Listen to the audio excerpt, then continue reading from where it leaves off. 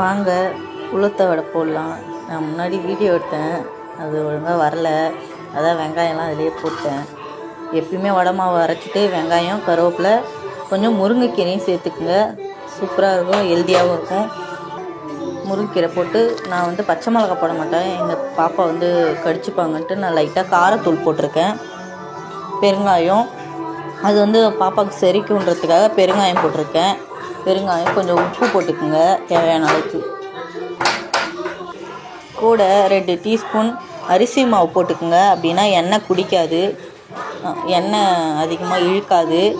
அதனால் நான் சின்ன டீஸ்பூன், அதனால் 2 டீஸ்பூன் அதில் போட்டிருக்கேன்.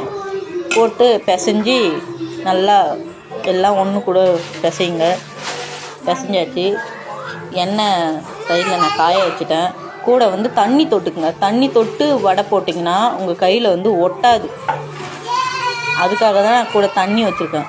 தண்ணி தொட்டு நல்லா லைட்டாக உருண்டை பிடிச்சி எண்ணெய் காஞ்சிச்சு. வாங்க வடை போடுவோம். பாருங்கள், அவ்வளோதான். ரெண்டு வாட்டி போட்டு 3ஆவது வாட்டி திருப்பியும் தண்ணி தொட்டுட்டு அப்புறம் வடை போட்டிங்கன்னா சூப்பராக உங்களுக்கு கையில் ஒட்டவே ஒட்டாது. அதனால் எப்பயுமே தண்ணி கொஞ்சம் வச்சுக்கோங்க. தண்ணி தொட்டு போட்டிங்கன்னா உங்களுக்கு ஈஸியாக இருக்கும் வடை போட. கையில் இந்த பிசு பிசுன்னு அந்த மாதிரிலாம் எதுவுமே ஒட்டாது.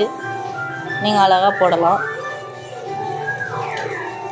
பாருங்கள், நான் இன்னொன்று போட்டு கட்டேன் பாருங்கள். அவ்வளோதான். முருங்கைக்கீரை போட்டதுனால கசக்கும் அப்படிலாம் நீங்கள் நினைக்காதீங்க. முருங்கைக்கீரை எண்ணெயில் போட்டதுனால அது நல்லா மொறுமொறுன்னு தான் இருக்கும். அதனால் குழந்தைங்க கொடுக்கறதுலாம் ஒன்றுமே இல்லை. அழகாக குழந்தைங்களுக்கு கொடுக்கலாம். அது செரிமானமும் ஆகிடும். ஏன்னா அதில் நம்ம பெருங்காயத்தூள்லாம் சேர்த்துருக்கோம். அதனால் செரிக்கும். அதனால் பயப்படாமல் உங்களுக்கு கீரை, எந்த கீரையாக இருந்தாலும் நல்லா பொடியாக அரிஞ்சிட்டு கூட சேர்த்து வடை போடுங்க. ஹெல்த்தியாகவே கொடுங்க பசங்களுக்கு. ஏன்னா இப்போ இருக்கிற பசங்க கீரைனாலே சாப்பிட மாட்டுறாங்க. அதனால் இந்த மாதிரி இதில் கொஞ்சம் கீரை சேர்த்து அவங்களுக்கு கொடுத்தா சாப்பிடுவாங்க. ஏன்னா எங்கள் பாப்பா நார்மலாகவே கீரைனாலே பிடிக்காது. அதனால் நான் இந்த மாதிரியே தான் கீரைலாம் கொஞ்சம் சேர்த்து அவங்களுக்கு கொடுப்பேன். அவ்வளோதான், வடை போட்டாச்சு. பாருங்கள், வாங்க எங்கள் பாப்பா வெளியே விளையாடிட்டு இருக்காங்க. அவங்கக்கிட்ட கொடுக்கலாம். இன்னொரு ஈடு போட்டுட்டு அவங்கக்கிட்ட போவோம். அவங்க வெளியே விளையாடிட்டு இருக்காங்க வாசலில். பாருங்கள், நான் தண்ணி தொட்டு போகிறதுனால தான். தண்ணி தொட்டு கை டக்குன்னு எண்ணெயில் போட்டால் வெடிக்கும் அப்படிலாம் இல்லை. தண்ணி தொட்டுட்டு அதிலே விட்டுருங்க. நீங்கள் உருண்டை பிடிச்சி போட்டிங்கன்னா அழகாக வரும். நீங்கள் பயப்படாமல் போடலாம். அதனால் போடுங்க.